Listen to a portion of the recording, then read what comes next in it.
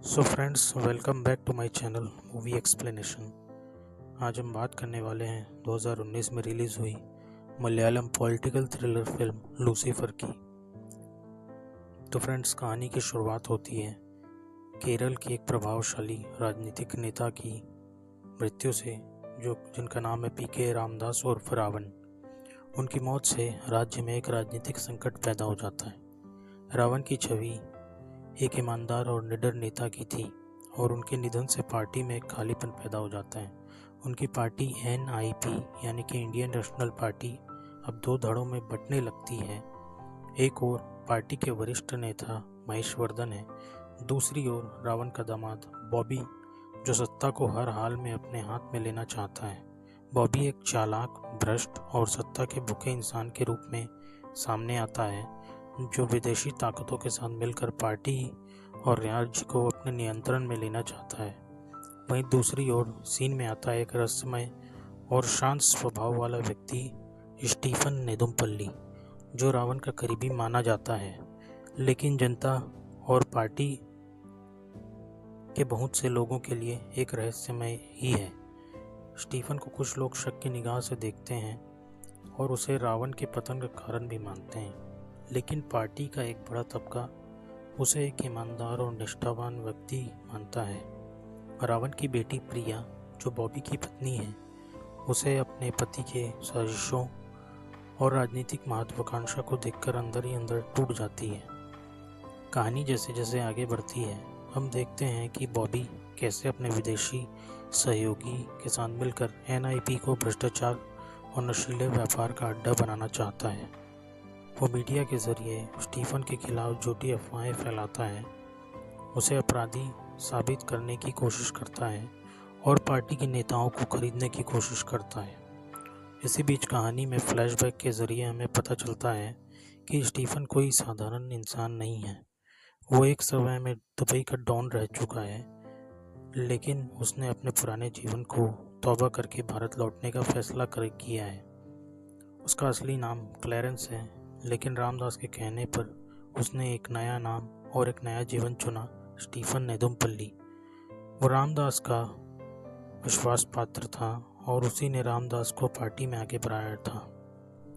रामदास की मौत की खबर सुनते ही स्टीफन दुबई से लौट आता है और धीरे धीरे अपनी चुप्पी को हथियार बनाकर बॉबी के खिलाफ मोर्चा खेलता है।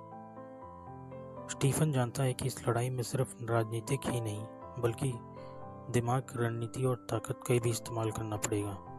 वह धीरे धीरे पार्टी में अपने पुराने संबंधों और लोगों को फिर से जोड़ता है और बॉबी के हर कदम पर नज़र रखने लगता है। जब बॉबी एक विधायक को मारने की साजिश रचता है, तो स्टीफन पहले ही उसे बचा लेता है और सबूत इकट्ठे करने लगता है।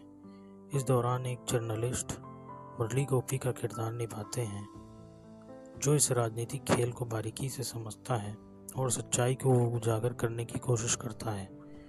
वो स्टीफन से मिलता है और धीरे धीरे उसे स्टीफन के असली उद्देश्य और ईमानदारी पर भरोसा होने लगता है। कहानी में एक बड़ा मोड़ तब आता है जब स्टीफन को पता चलता है कि रामदास की मौत कोई सामान्य हार्ट अटैक नहीं, बल्कि उसे जानबूझकर मारा गया था और इसके पीछे बॉबी और उसका विदेशी दोस्त साथी थे। स्टीफन अब इस लड़ाई को निजी बदल कर चलने लगता है। वो अपने पुराने संपर्कों और हथियार और आदमी मंगवाता है और एक एक करके बॉबी के सारे गुर्गों को खत्म करना शुरू करता है। स्टीफन बॉबी के ड्रग रैकेट के खिलाफ सबूत इकट्ठा करता है, उसके गोदामों पर रेड करवाता है और उसके विदेशी नेटवर्क को काट देता है।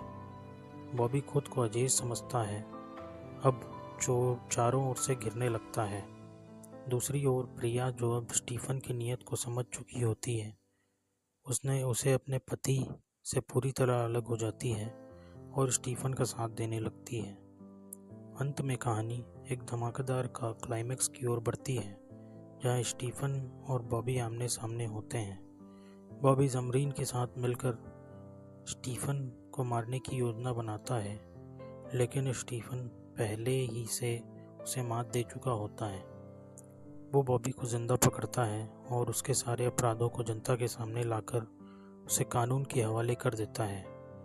फिल्म का अंत बेहद भावनात्मक होता है, जहां स्टीफन रावण की पार्टी को एक बार फिर से एकजुट करने में और राजनीति को अपराध और भ्रष्टाचार से मुक्त करने की शपथ लेता है। लेकिन वो खुद किसी पद पर नहीं बैठता, बल्कि पार्टी के ईमानदार नेताओं को पार्टी का सौंप देता है और खुद पर्दे के पीछे से सब कुछ संभालता है। एक आखिरी सीन में हम देखते हैं कि दुबई में जमरीन गैंग फिर से उठता है और वहाँ एक नया संकट पनप रहा है। फिल्म के अंत में हमें इशारा मिलता है कि इसका सीक्वल यानी कि लूसीफर 2 भी आएगा, जिसमें स्टीफन का असली अतीत और दुबई की अंडरवर्ल्ड दुनिया फिर से सामने आएगी। पूरी फिल्म एक शक्तिशाली राजनीतिक ड्रामा है, जिसमें सत्ता, धोखा, ईमानदारी, बदला और नायकता के गहरे पहलुओं को दिखाया गया है। मोहनलाल का अभिनय बेहद दमदार है और निर्देशक पृथ्वीराज सुकुमारन ने इसे एक भव्य पैमाने पर प्रस्तुत किया है।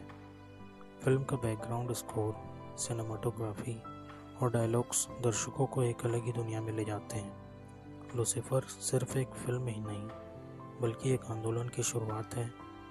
ईमानदारी और नायकों की वापसी का प्रतीक है।